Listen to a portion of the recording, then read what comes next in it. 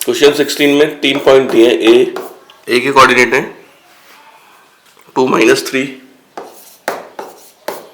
B के -1, -2 और सी के पॉइंट है 0, -2, -1, -2। तो ए के कोऑर्डिनेट है 2, 3, ये हो जाएगा 2, 3 यहाँ पर। बी का है -1, -2, -1 एक्स का और वाई का 2, ये हो गया। तीसरा है 0, -2, ये हो गया 0, -2। ये पॉइंट ए हो गया, ये पॉइंट बी हो गया, ये पॉइंट सी। इनको ज्वाइन कर लेते हैं।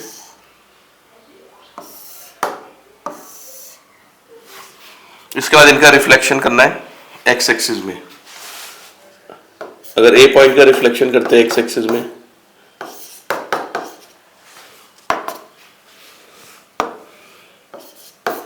तो उसके कोऑर्डिनेट देंगे 2, -3। ए का अगर हम करते हैं बी का -1, -2, तो जाएगा -1, -2। और सी पॉइंट का रिफ्लेक्शन करेंगे एक्स एक्सिस में, ये जाएगा 0, 2। तो इनसे जो ट्रायंगल मिलेगा 2, -3, -1, -2, तो 2, -3 यहां पर आ जाएगा। -1 सेकेंड पॉइंट है -1, -2, -1, -2 यहां कहीं आएगा।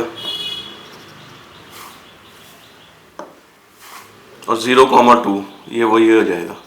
अगर इनको भी जोड़ लेते हैं,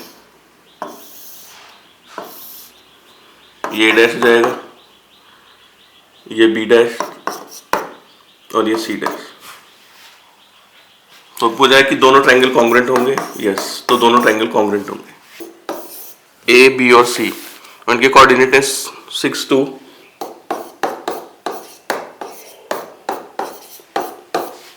बी के कोऑर्डिनेट है 3, -1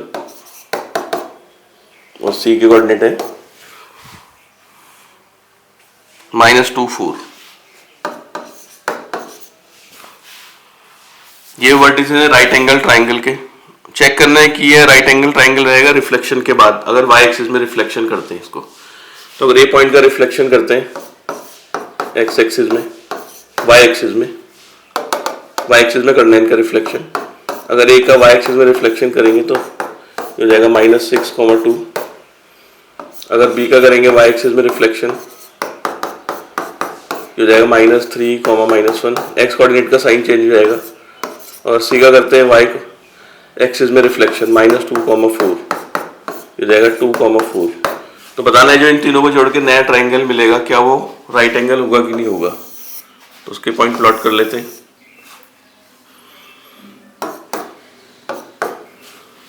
पहला पॉइंट है -6, 2। एक्स का -6 यहाँ कहीं मान लेते हैं और वाई का 2 यहाँ कहीं। तो ये पॉइंट हो जाएगा ये -6, 2। फिर दूसरा -3, -1। एक्स का -3 यहाँ ले लेते हैं और वाई का -1 यहाँ। तो ये हो जाएगा -3, -1, ये वाला पॉइंट, ये -3 है। फिर तीसरा पॉइंट है 2, 4।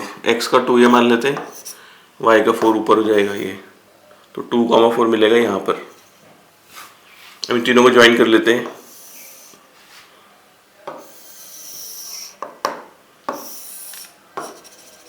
ये आ जाएगा ट्राइंगल। इसको हम मान लेते हैं -6, 2 को ए डैश, -3, -1 को बी डैश और इसको सी डैश।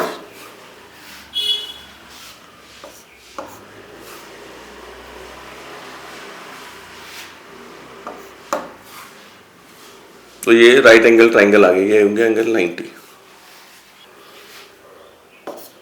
क्वेश्चन नंबर 18 में ए बी सी के पॉइंट दिए 1, 2, 4, 8। ए के 1, 2, बी का 4, 8 और सी के कोऑर्डिनेट है 6, 8।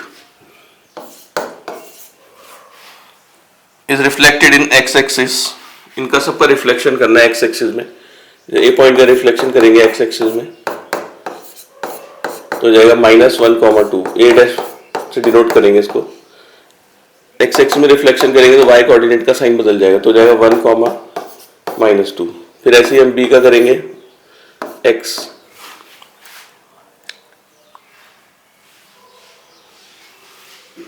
बी का रिफ्लेक्शन करेंगे एक्स एक्सिस में, बी के कोऑर्डिनेट है 4,8, तो ये बी डैश आ जाएगा और कोऑर्डिनेट हो जाएंगे 4,-8, वाई कोऑर्डिनेट का साइन चेंज। तो सी का करेंगे एक्स एक्सिस में, ये आ जाएगा सी डैश, इसके कोऑर्डिनेट 6,-8। इसके बाद आगे बोला है इसमें, फिर A dash B dash C dash को रिफ्लेक्ट करना है ओरिजिन में, इनको ओरिजिन में रिफ्लेक्शन करना है। ए डैश ओरिजिन में रिफ्लेक्शन के बाद दोनों के साइन चेंज हो जाएंगे और ये डबल डैश आ जाएगा -1,2। फिर बी डैश का करना है, बी डैश के कोऑर्डिनेट 4-8, इससे आ जाएगा बी डबल डैश, ये हो जाएगा -4 + 8। फिर सी का करेंगे 6, सी डैश का 6,-8, ये आ जाएगा सी डबल डैश, ये हो जाएगा -6,8। इसके बाद बोला अगर ए से डायरेक्ट ए डबल डैश ये सिंगल ट्रांसफॉर्मेशन क्या होगा। अगर ए से ए डबल डैश जाएंगे तो एक्स कोऑर्डिनेट का साइन चेंज है, इसका मतलब एक्स एक्सिस में, इसका मतलब वाई एक्सिस में इसका रिफ्लेक्शन हुआ होगा, एक्स का साइन चेंज है। ऐसे बी से बी डबल डैश तभी मिलेगा, इसमें एक्स कोऑर्डिनेट का साइन चेंज है, इसका मतलब वाई एक्सिस में रिफ्लेक्शन होगा। तो हमें अगर ए से डायरेक्ट ए डबल डैश चाहिए या बी से डायरेक्ट बी डबल डैश चाहिए और सी से डायरेक्ट सी डबल डैश, तो रिफ्लेक्शन करना पड़ेगा, रिफ्लेक्शन वाई एक्सिस में। तो डायरेक्ट ए से ए डैश का मिलेगा जब हम इसका रिफ्लेक्शन करेंगे वाई एक्सिस में।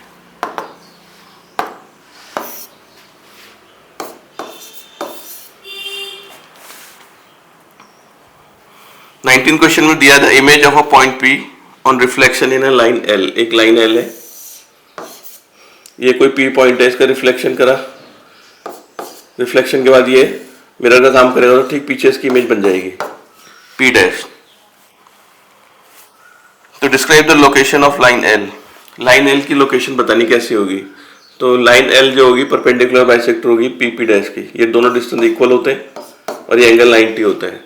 तो line L is perpendicular bisector of P P dash। Question 20 में P और Q दो पॉइंट दिए हैं। The image of P on reflection y axis is Q। कहने की जो P का जो रिफ्लेक्शन करा y एक्सिस में उससे Q मिल रहा है। P का रिफ्लेक्शन करेंगे अगर y एक्सिस में तो इससे मिल रहा है Q पॉइंट। और दूसरा दिया है कि the mid point of P Q is invariant on reflection in Y axis.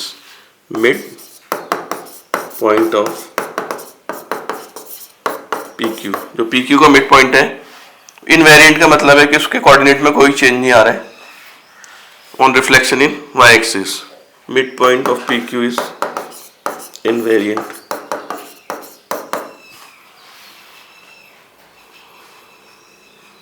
on reflection in x axis, on reflection in x axis। तो ये बातें दे रखी हैं इसमें। Locate the x axis, the y axis and the origin. इसमें x axis locate करनी है, y axis locate करनी है और ओरिजिन लोकेट करके बताना है कहां पर होगा। जैसे हम प्लॉट करके देखें, अगर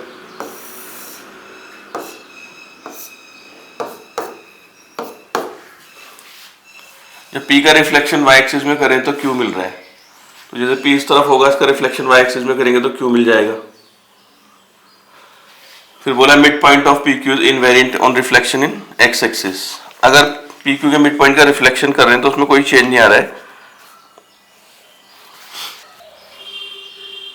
तो हम प्लॉट कर लेते हैं x एक्सिस y एक्सिस। अगर हम P पॉइंट को यहां पर मानते हैं, अगर इसका रिफ्लेक्शन y एक्सिस में करेंगे तो Q मिल रहा है, गिवन है हमें y एक्सिस में, तो इनका मिड पॉइंट ये हो गया ओरिजिन। अगर इसका रिफ्लेक्शन करेंगे x एक्सिस में तो यही कोऑर्डिनेट आ जाएगा वापस। x एक्सिस अगर इसके लिए मिरर का काम करेगी तो इसकी इमेज खुद ही आ जाएगी यही। तो mid point of P Q जो है वो ओरिजिन हो गया।